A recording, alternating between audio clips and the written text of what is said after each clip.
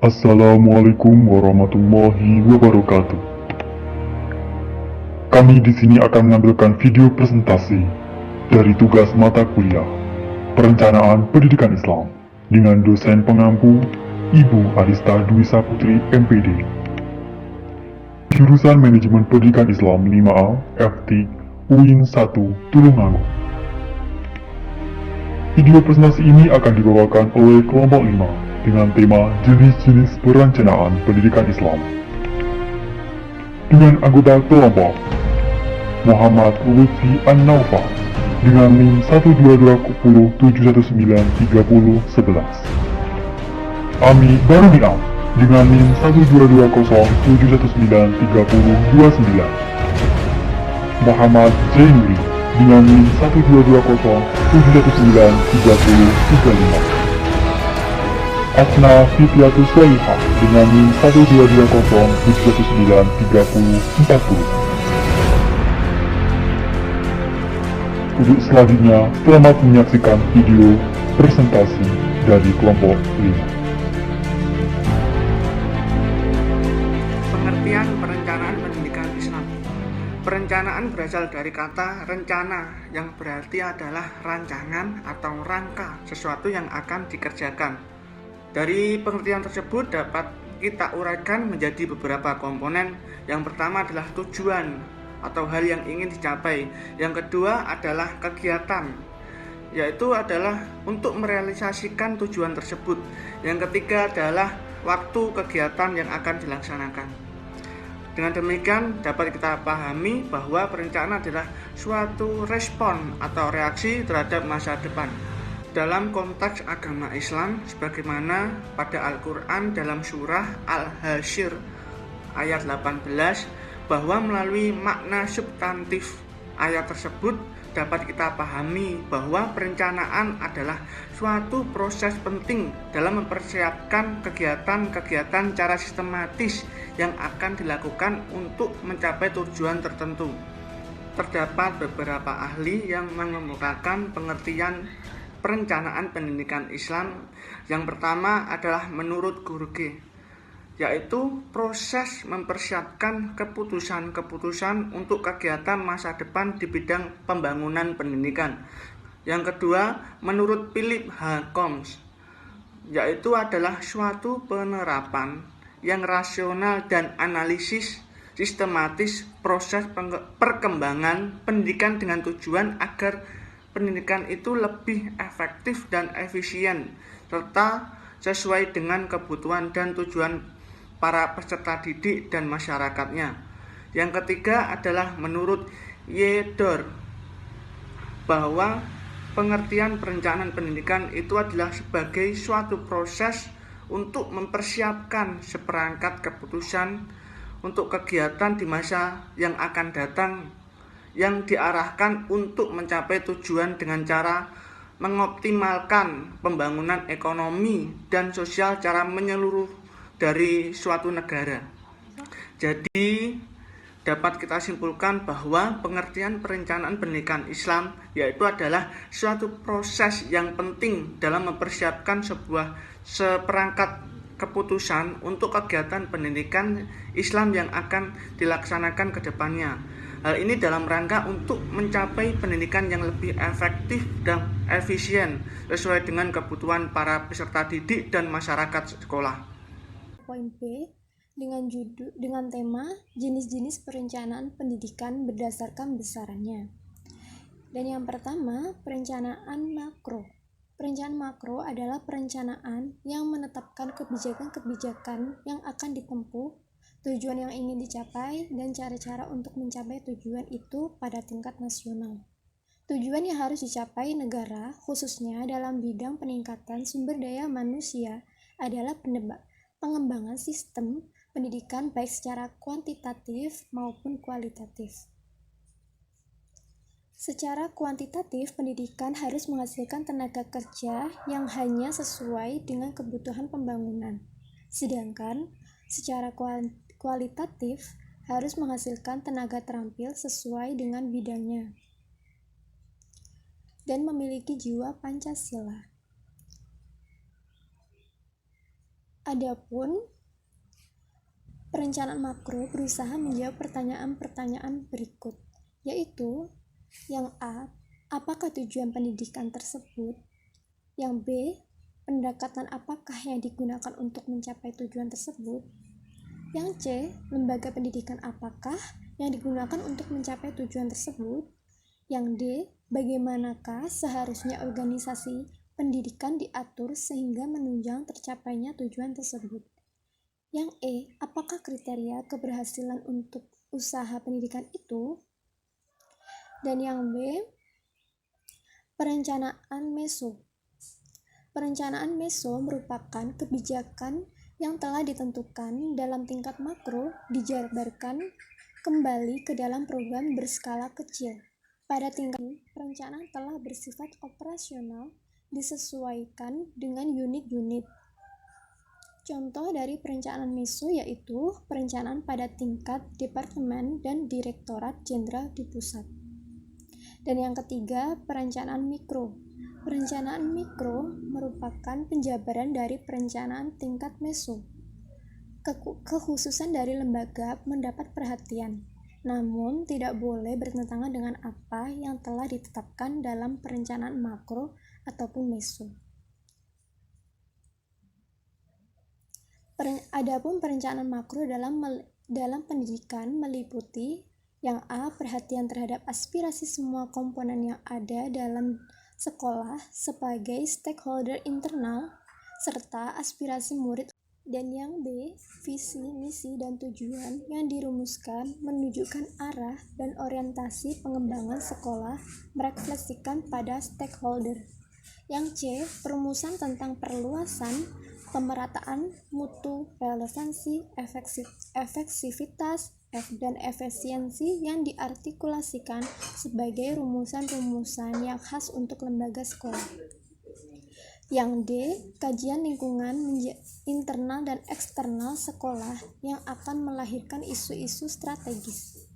Yang E, sasaran yang jelas menggambarkan nilai-nilai perubahan atau keadaan yang diinginkan oleh lembaga. Yang F, penyusunan sebuah satuan biaya pada setiap program yang harus realistis karena dana merupakan indikator ketetapan suatu program. Yang G, setelah rencana disusun, maka pelaksanaannya harus sungguh-sungguh mengacu pada legalitas rencana, ketetapan mulai berlakunya, koordinasi pengawasan, pelaporan, dan umpan balik untuk meningkatkan efektivitas pencapaian sasaran dan mengkaji aspek efisiensinya. Saya akan menjelaskan pada poin ketiga, yaitu jenis-jenis perencanaan menurut tingkatannya. Di sini, menurut Matin, perencanaan pendidikan berdasarkan tingkatannya ada 3 jenis. Yang pertama, perencanaan strategis. Perencanaan strategis merupakan berbagai upaya untuk mempersiapkan seperangkat keputusan di masa yang akan datang yang mempengaruhi keseluruhan kegiatan yang dilaksanakan oleh suatu organisasi. Dan yang kedua, perencanaan taktis. Perencanaan taktis merupakan upaya dalam mempersiapkan berbagai keputusan untuk kegiatan-kegiatan jangka pendek, terutama dalam mengalokasi berbagai sumber yang diperlukan dalam pencapaian tujuan. Dan yang ketiga, atau yang terakhir, perencanaan teknis. Perencanaan teknis ini merupakan upaya dalam mempersiapkan berbagai keputusan untuk kegiatan-kegiatan jangka pendek dan untuk pelaksanaan tugas-tugas yang spesifik dalam tingkat pencapaian dalam rangka pencapaian tujuan yang sudah ditentukan.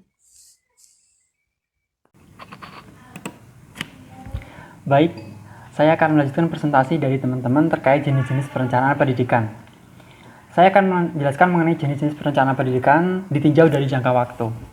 Ditinjau dari jangka waktu itu jenis-jenis perencanaan pendidikan terbagi jadi 3. Yang pertama ada perencanaan pendidikan jangka panjang, perencanaan pendidikan jangka menengah, dan perencanaan pendidikan jangka pendek. Mari kita bahas satu persatu mengenai jenis-jenis perencanaan pendidikan ditinjau dari jangka waktu. Yang pertama, perencanaan pendidikan jangka panjang. Nah, perencanaan pendidikan jangka panjang itu disusun dalam jangka waktu sekitar 10 sampai 25 tahun. Jadi proyeksinya itu cukup panjang. Jadi dalam bentuk proyeksi atau perspektif atas keadaan ideal yang diinginkan dalam pembangunan pendidikan, contohnya itu adalah program pendidikan nasional dalam sistem pendidikan. Jadi itu perencanaan pendidikan jangka panjang direncanakan untuk program-program pendidikan dan rencana-rencana secara jangka panjang untuk waktu sekitar 10 sampai 25 tahun. Jadi contohnya itu adalah itu tadi, sistem pendidikan nasional dan juga bisa menjadi program pendidikan nasional. Apa yang akan menjadi program pendidikan nasional yang dibentuk oleh pemerintah. Kemudian selanjutnya yang kedua,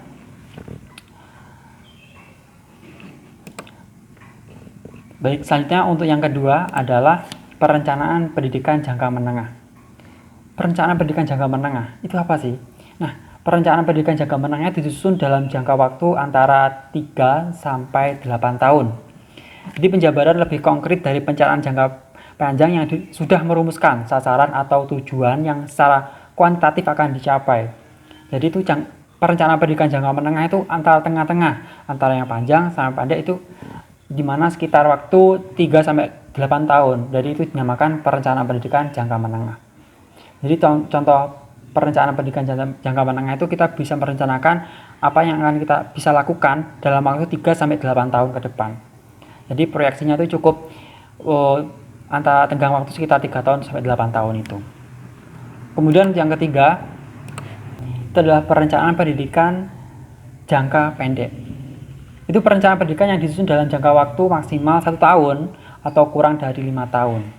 Jadi perencanaan ini sering disebut sebagai perencanaan operasional tahunan yang muat langkah-langkah strategis dan operasional sehari-hari yang merupakan penjabaran lebih rinci dan aplikatif dari perencanaan jangka menengah. Jadi itu jangka panjang, jangka menengah, dan jangka pendek itu selalu lebih terperinci lagi gitu. Jangka menengah kan agak luas cangkupannya. Kemudian jangka menengah bisa dilakukan dalam waktu sekitar cukup 3 sampai 8 tahun. Nah, untuk jangka pendek itu dilakukan maksimal 1 tahun atau kurang dari 5 tahun. Jadi contoh dari perencanaan pendidikan jangka pendek itu adalah bisa jadi penyusunan LPP, silabus, dan juga pembelajaran setiap semester atau program tahunan seperti itu bisa dimasukkan dalam perencanaan pendidikan jangka pendek. Baik, dapat saya katakan bahwasanya jenis-jenis perencanaan pendidikan ditinjau dari jangka waktu itu akan ada 3 tadi. Perencanaan jangka panjang, jangka menengah, dan jangka pendek. Dapat disimpulkan bahwasanya perencanaan jangka panjang itu diproyeksikan untuk waktu sekitar 10 sampai 25 tahun. Nah, untuk perencanaan jangka menengah itu sekitar 3 sampai 8 tahun, dan untuk perencanaan jangka pendek itu sekitar maksimal 1 tahun hingga 5 tahun ke depan. Jadi apa yang akan kita rencanakan itu bisa kita lihat ditinjau dari jangka waktu yang akan kita raih atau akan kita kira-kira kapan bisa terlaksana perencanaan tersebut ditinjau dari jangka waktu yang telah kita tetapkan. Baik, untuk selanjutnya terkait jenis-jenis perencanaan pendidikan ditinjau dari aspek materinya. Terdapat 4 macam. Yang pertama adalah Personnel Planning of Education, yang kedua adalah Financial Planning of Educator, ketiga Industrial Planning of Education, yang keempat adalah Skill of Education Planning. Baik, kita akan bahas yang pertama terlebih dahulu. Nah, yang pertama adalah Personnel Planning of Education. Itu perencanaan pendidikan mengenai kepegawaian lembaga pendidikan. Jadi dalam perencanaan itu masalah pegawai ditinjau dan dibahas dari berbagai segi secara mendalam dan mendetail. Ini sebagaimana sekarang ini dengan adanya undang-undang tentang guru atau dosen, profesional pekerjaan tersebut tuh harus disertifikasi sebagai bukti keahlian dalam tugas dan tanggung jawab dalam pendidikan. Jadi setiap orang guru atau dosen dan profesional tuh memiliki sertifikasi bahwa guru-guru tersebut itu atau pegawai tersebut itu memiliki ahli dan tanggung jawabnya sebagaimana tugas yang telah dipelajarinya. Jadi sesuai dengan sertifikasi tersebut. Jadi Personal Planning of Education, perencanaan pendidikan secara individu atau personal. Baik, untuk yang kedua adalah Financial Planning of Education. Itu perencanaan pendidikan mengenai masalah keuangan ataupun permodalan anggaran belanja secara menyeluruh dan mendetail dari suatu kegiatan kerjasama untuk mencapai tujuan bersama dalam pendidikan. Jadi Financial Planning of Education itu merencanakan masalah-masalah keuangan ataupun permodalan anggaran belanja secara menyeluruh dan mendetail dari apa kegiatan-kegiatan kerjasama itu mencapai tujuan bersama. Jadi lebih kita merencanakan keuangan seperti itu. Jadi keuangan pendidikan itu seperti apa kita inginkan, kita rencanakan untuk mencapai tujuan. Tujuannya itu apa? Pastinya kan dalam pendidikan memiliki manajemen keuangan. Nah, itu harus dikelola dengan baik. Yang mana manajemen keuangan itu menjadi salah satu hal yang paling fatal dalam pendidikan ketika tidak bisa dikelola dengan baik. Gitu. Terus selanjutnya yang ketiga. Nah, yang ketiga adalah Industrial Planning of Education, yaitu perencanaan pendidikan yang menyangkut kegiatan pendidikan sebagai bagian dari industri yang direncanakan sedemikian rupa agar terhindar dari hambatan-hambatan dan dalam pencapaian tujuan. Nah, itu Industrial Planning of Education itu menyangkut kegiatan pendidikan bagian dari industri. Industri di mana? Nah, industri itu pendidikan itu industri sebagai pencetak pemuda-pemuda unggul dan kader ada manusia yang efektif, manusia yang bisa membawa kebaikan untuk bangsa Indonesia ini, sehingga perencanaan pendidikan itu menyangkut kegiatan pendidikan sebagai bagian industri. Baik, yang keempat itu mengenai Skill of Education Planning. Jadi suatu perencanaan dalam kegiatan pendidikan keahlian atau kejuruan, misalnya planning mengenai pendidikan madrasah, mengenai kejuruan, teknik, madrasah tata boga dan jenisnya. Itu jadi skill dari perencanaan pendidikan. Itu keahlian apa saja yang bisa dikuasai oleh lembaga pendidikan atau kegiatan yang ada dalam lembaga pendidikan akan direncanakan seperti apa. Seperti itu. Jadi rencana-rencana itu berupa skill atau keahlian atau kegiatan-kegiatan juga dalam satu madrasah. Baik, jadi itu kan ada 4 jenis-jenis perencanaan pendidikan ditinjau dari aspek materinya. Ada personal planning of education, financial planning of education, industrial planning of education, skill of education planning. Perencanaan pendidikan ditinjau dari sifat dan karakteristiknya. Dibedakan menjadi 3, yaitu pertama, perencanaan terpadu, kedua, komprehensif, ketiga, strategis. Kemudian yang pertama, perencanaan terpadu adalah suatu perencanaan dalam kegiatan pendidikan yang mencakup aspek esensial pembangunan dalam pola dasar perencanaan pembangunan nasional. Artinya dalam perencanaan ini sifatnya lebih mendasar atau seperti yang kita tahu universal. Artinya ini menyeluruh dalam pembangunan nasional. Artinya ini tidak spesifik seperti hanya mementingkan satu problem, tetapi lebih mementingkan kepada problem yang lebih kompleks. Nah, kemudian yang kedua, perencanaan komprehensif, yaitu suatu perencanaan dalam kegiatan pendidikan yang disusun secara sistematik dan sistematis. Artinya dalam perencanaan ini harus runtut bagian dari awal hingga akhir.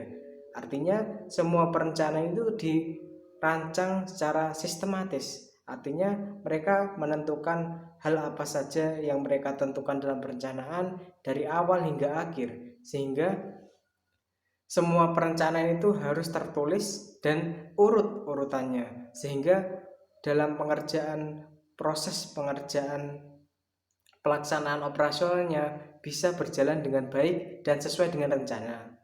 Kemudian yang ketiga, perencanaan strategis, yaitu suatu perencanaan dalam kegiatan pendidikan yang berfokus pada penyelesaian suatu strategic issue yang menghambat kemajuan pendidikan.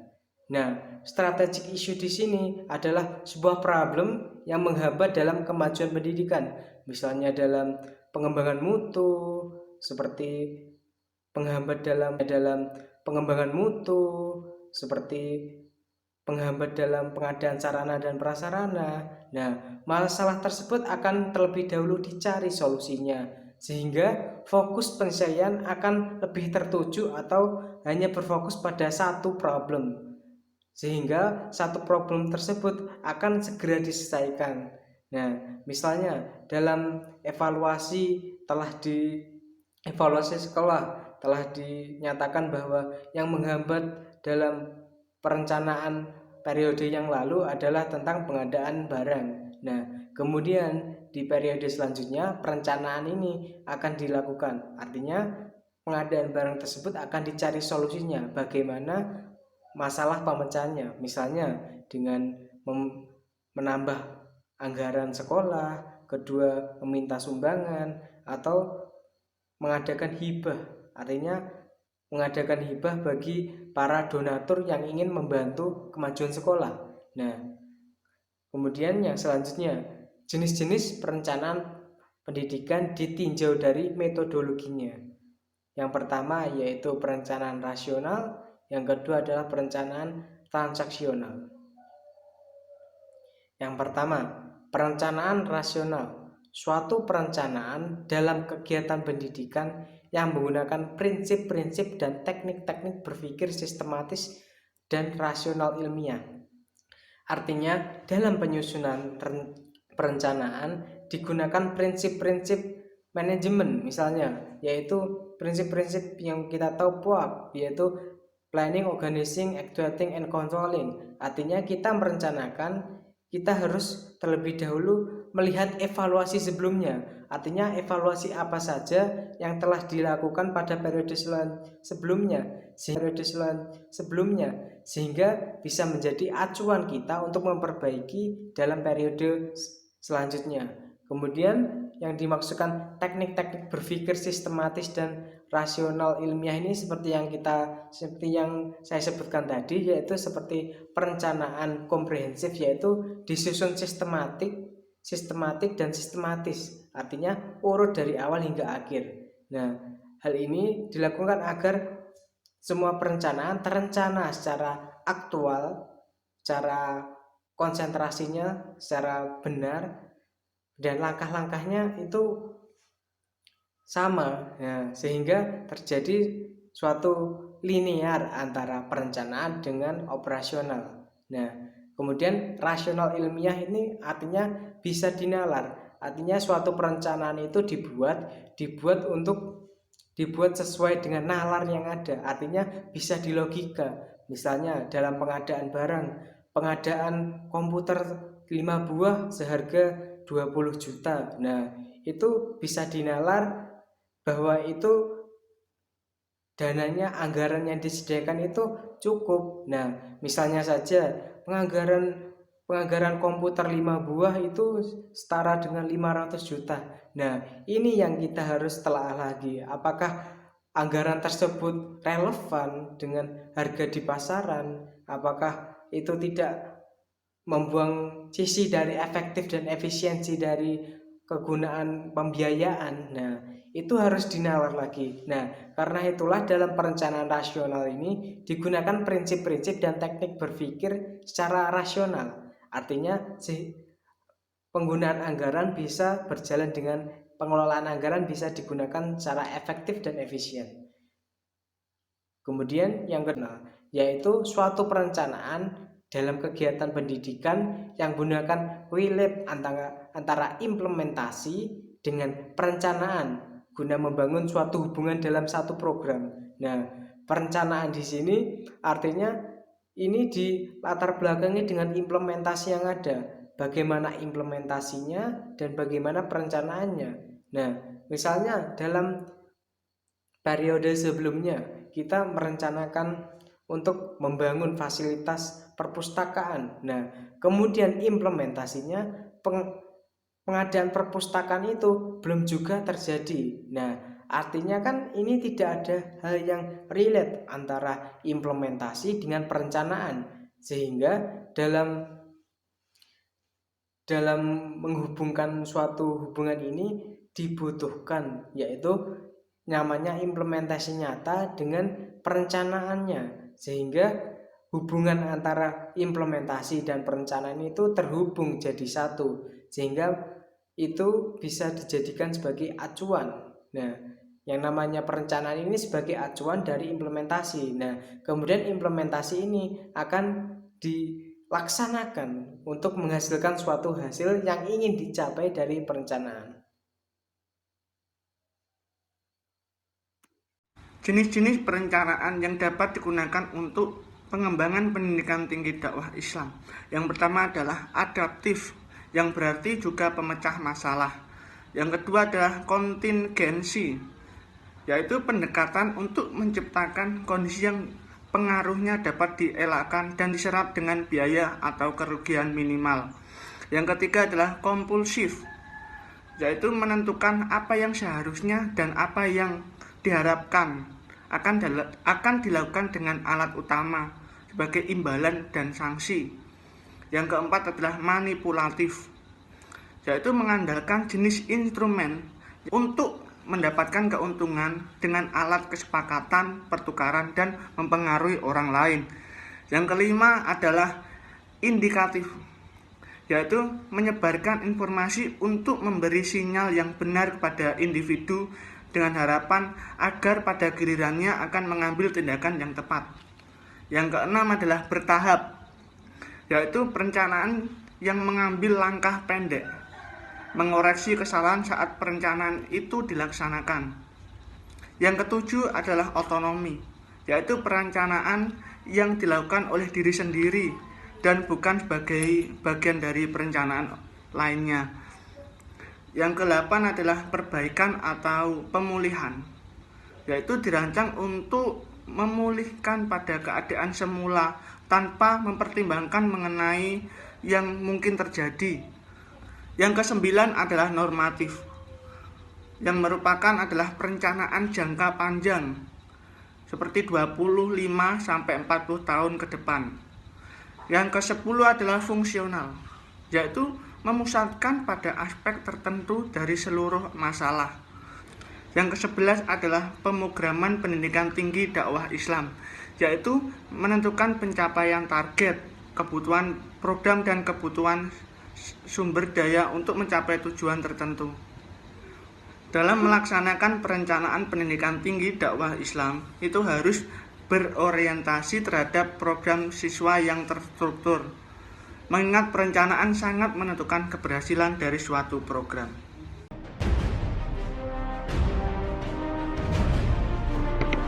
Sekian presentasi dari kelompok 5 tentang jenis-jenis perencanaan pendidikan Islam.